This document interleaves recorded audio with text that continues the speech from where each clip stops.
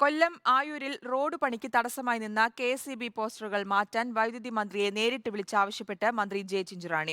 നിർമ്മാണത്തിന് തടസ്സമായി നിന്ന 34 പോസ്റ്ററുകൾ മാറ്റണമെന്ന് മന്ത്രി കെ കൃഷ്ണൻകുട്ടിയോട് ആവശ്യപ്പെട്ട് കെ.എസ്.ഇ.ബിക്ക് കത്ത് നൽകിയിട്ടും നടപടിയുണ്ടാകാത്ത സാഹചര്യത്തിലാണ് ചിഞ്ചുറാണിയുടെ ഇടപെടൽ. Report impact. 34 പോസ്റ്റുകൾ മാറ്റാതായതോടെ കൊല്ലത്ത് 8 കിലോമീറ്റർ നിർമ്മാണം നടത്തുന്ന ആയൂർ ചുണ്ട റോഡിന്റെ പണി നിർത്തിവെച്ചിട്ട് 3 മാസം പിന്നിട്ടു.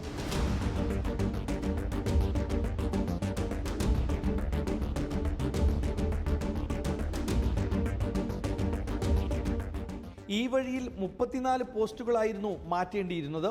ഇതിന് PWDയോട് കെ.എസ്.ഇ.ബി ആവശ്യപ്പെട്ടത് 14,39,000 രൂപ. അത്രയും തുക ഇല്ലാതായതോടെ 14 പോസ്റ്റുകൾ മാറ്റാൻ PWD ആവശ്യപ്പെടുകയായിരുന്നു. അതും നടന്നില്ല.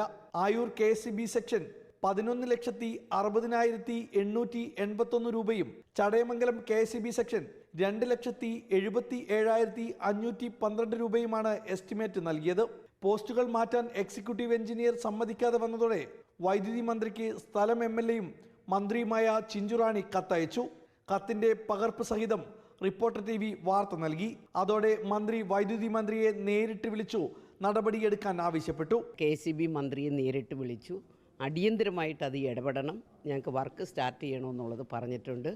അത് ഇടപെടാം എന്നുള്ളൊരു ഉറപ്പ് കൃഷ്ണൻകുട്ടി മിനിസ്റ്റർ തന്നിട്ടുണ്ട്. അതുകൊണ്ട് തീർച്ചയായിട്ടും പെട്ടെന്ന് അതിൻ്റെ പണി നടത്തും. 2023 ഏപ്രിൽ 11 മന്ത്രി PA മുഹമ്മദ് റിയാസ് ആയിരുന്നു നിർമ്മാണോദ്ഘാടനം നടത്തിയത്.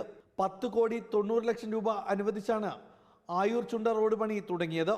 റോഡ് നിർമ്മാണത്തിന് തടസ്സമായ വൈദ്യുതി കാലുകൾ കെ.എസ്.ഇ.ബി സ്വന്തം ചെലവിൽ മാറ്റി സ്ഥാപിക്കണമെന്ന സർക്കാർ ഉത്തരവും ഇവിടെ ലംഘിക്കപ്പെട്ടു. റിപ്പോർട്ടർ, കൊല്ലം.